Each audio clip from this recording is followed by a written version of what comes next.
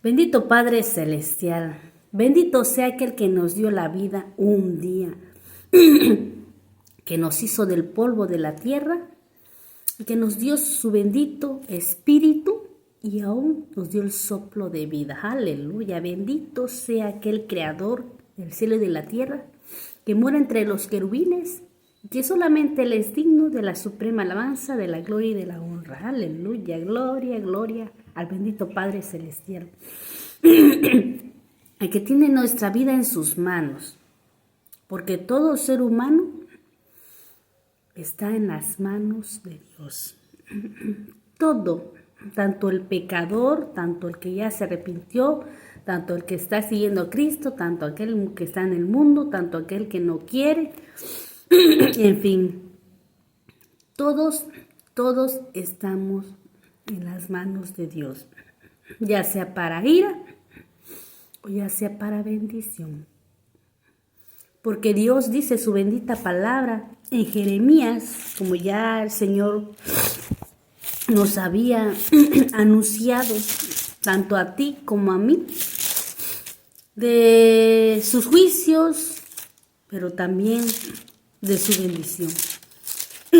Porque no todos le manda juicio Dios, no con todos está enojado. Él no estaba enojado con sus profetas, que iban a anunciar de parte de Él. Él estaba enojado con aquellos a que Dios enviaba a su profeta, a que les anunciara, que les dijera que se tenían que arrepentir de sus pecados, porque el juicio de Dios estaba cerca y tenían que arrepentirse de verdad, de todo corazón, a Dios. ¿Por qué? Porque Dios envía destrucción, pero también bendición, volvemos a decir. Tanto sus profetas, que eran de verdad sus profetas, sus apóstoles, Dios los guardó de la mano de todos estos hombres, que tenía que anunciarles y hablarles, porque era mandato de Dios. Y Dios los guardó porque estaban en sus manos. Los protegió para que fueran y anunciaran su bendita palabra, para que hablaran de parte de Dios. Entonces por eso Dios los guardó, porque venían de parte de Él, no de parte de otro hombre, no de parte de otra persona, no de parte de Satanás, venían de parte de Dios. Y Dios les puso palabra en su boca para que fueran a predicar, a anunciar la salvación, aquella que Jesucristo también vino a anunciarnos, pero que también lo desechamos, también lo... ¿Cuánto sufrió el Señor? ¿Cuánto sufrió Jesucristo en manos de nosotros? Fíjate, porque Dios permitió todo eso, pero a pesar de todo estaba guardado Jesús, porque Él resucitó y no fue al infierno. Como todo aquel que no se arrepiente, el infierno se va a ir. Él se fue al cielo y está sentado a la derecha del Padre. Él ya no es un muñequito, no, ella no es un mono de porcelana. Él es ciertamente Dios y está sentado a la derecha del Padre, que es Dios mismo. Le dijo en 1 Jeremías 9, y extendió Dios su mano y tocó mi boca y me dijo Dios, he aquí he puesto mis palabras en tu boca. Mis palabras, dice, eran enviados por parte de Dios, porque Dios le puso palabra en boca de Jeremías y de cada siervo, que son pocos, pero que iban enviados de Dios. Mira que te he puesto en este día sobre naciones y sobre reinos, sobre naciones y sobre reinos, para arrancar y para destruir, aleluya, para arruinar y para derribar, para edificar y para plantar. La palabra del Señor es ¿para qué? Para edificarnos. Nunca es para mal. Él no nos habla de que nos arrepentamos de nuestro pecado, porque nos odie, porque no nos quiera, porque sino simplemente Él nos manda a que nos arrepentamos porque nos conviene, porque es necesario que el pecado sea quitado aquí para que no entre al cielo y ciertamente para que entremos nosotros, porque el pecado no va a poder entrar al cielo y tampoco nosotros si vivimos en pecado. Es por esa razón que es para edificarnos, para limpiarnos, para purificarnos, para santificarnos ante la presencia del Señor y nos pueda Él dejar entrar a los cielos. Si no, uno mismo se irá al infierno, porque ahí Satanás está apresurado que quiere muchos en el infierno. Es por eso que siempre nos tenta con pecado. No nos obliga tampoco. Nos hace tentaciones con el pecado para ver si vas a caer. Y muchos, en la mayoría, así están presos por el pecado. Pero Dios, en su misericordia, nos quiere ayudar. Por eso envió a Jesucristo para que fuéramos fuéramos nosotros libertados del pecado. Él pagó en la cruz nuestro pecado y ahí nos hizo libre a todo aquel que se arrepiente. No que todo el mundo ya, porque ya pagó Él, yo ya no voy a hacer nada. No, Él pagó los pecados, pero tú tienes que ir y yo a pedirle perdón por esos pecados que Él ya pagó. Vamos a decir, si una persona tiene una deuda, pagó la deuda tuya, en Electra, Copper, en que sea. Pero nosotros la obligación es ir a pagarle a aquel que ya pagó la deuda, porque lo prestó nada más. Entonces no es que ya él pagó y ya no le pago. No. Te prestó, tienes que pagar la deuda que él pagó.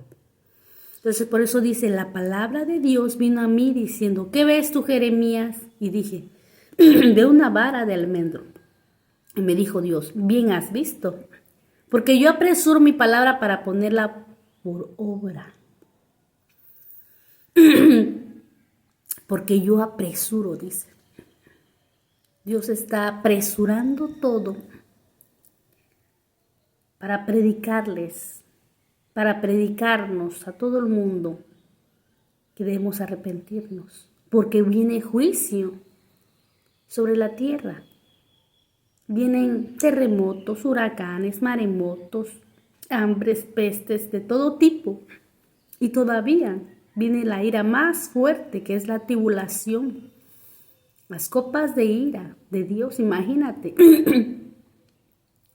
Si todo esto que hemos probado en el mundo nosotros, su ira de Dios, porque hemos probado todos aquellos que hemos estado en huracanes, en terremotos, y aún lugares donde está la brujería, Chile, que han sido más fuertes, Japón, toda esa gente satánica y bruja, la cual no se quiere arrepentir a pesar de que Dios le ha enviado terremotos tremendos. Y quiere decir que la ira que viene de Dios, esas copas, imagínate nada más esas copas de ira, aleluya, aumenta Dios su ira. Viene más fuerte la ira de Dios contra todo ser humano que vive en pecado y no se quiere arrepentir. Porque no vienen los juicios contra aquel que no ha hecho y que se ha arrepentido y se está esforzando por querer entrar por la puerta estrecha, por querer entrar al reino de Dios. Por él no viene ese juicio, viene por el que es rebelde, por el que no se quiere someter, por el que no quiere de verdad arrepentirse de su pecado y venir humillado a la presencia de Dios, reconociendo que es un pecador y que tiene que arrepentirse, que necesita el perdón del Señor para poder entrar al cielo. De ese dice, Él no viene. No viene con aquellos que se están santificando.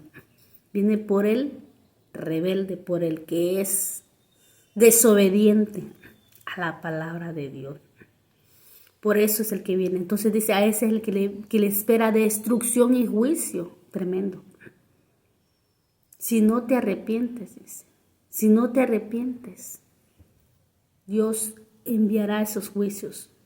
Porque se viene pronto. Es pronto, apresuro mi palabra. Está apresurando Dios que el mundo entero sepa del evangelio, de la salvación, de lo que Dios está pidiendo. Para que todos seamos salvos, pero la mayoría no va a ser pocos. Pero para que todos aquellos que no conocen pueda que uno de ellos sea salvo. Entonces, por esa razón es que el Señor apresura. Por eso que dice, oye, pero ¿por qué antes no se hablaba tanto de esas sectas, de esas religiones? No sé, no es secta, mi Señor. Mi Señor Jesucristo es la verdad. Y la verdad no se oculta. La verdad oculta la mentira. Es por eso que esas personas, mucha gente se enoja, se molesta porque está cómodo, agradable, feliz con su mentira, emborrachándose, fornicando, adulterando, idolatrando, mintiendo, viviendo depravaciones sexuales, en homosexualismo primeramente, perversidades tan tremendas y trágicas para él porque lo lleva una muerte espiritual, una muerte en el infierno y una vida eterna en el lago de fuego. Entonces ciertamente